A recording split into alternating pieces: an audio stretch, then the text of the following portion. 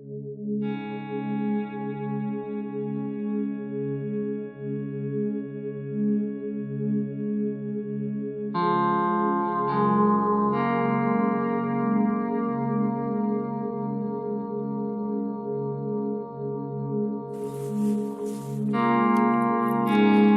totobetse hore sesosa se seholohadi se tlisang bokgoni tswelopeleng le makgabane mothong, matla a phahameng a tlisang kutlwisiso le pholoho ya batho ke lerato, kutlwano le kopano hara ditho tsa lelapa la batho.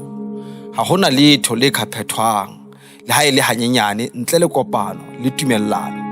Mme mekgwa e phethahetseng ya ho hodisa kutlwano le kopano ke tumelo ya nnete.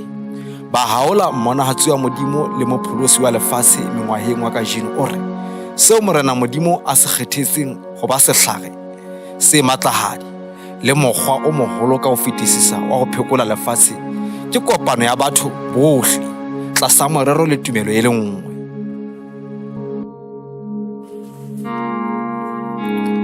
Bophelo lefatsheng lena empa e le boitokisetso ba bophelo bo sa feleng ke mohato wa pele wa ho ya ho Modimo.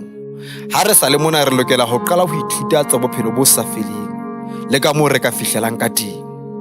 Ha re ka hlola ho ithuta tsena, maswabi a rona mabapi le nako e senyehileng a tla ba maholo nakong ya rona ya ho shwa.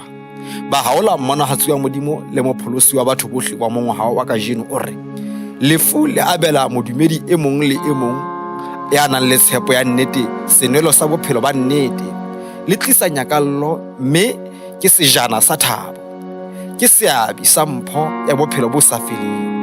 Haeba o ne o ka fumana fela lerothodinyana la metsi a hlwekileng a tsebo ya lehodimo, o ne o tla elellwa hanghang hore bophelo ba nnete ha se bophelo ba mmele empa ke bophelo ba moya.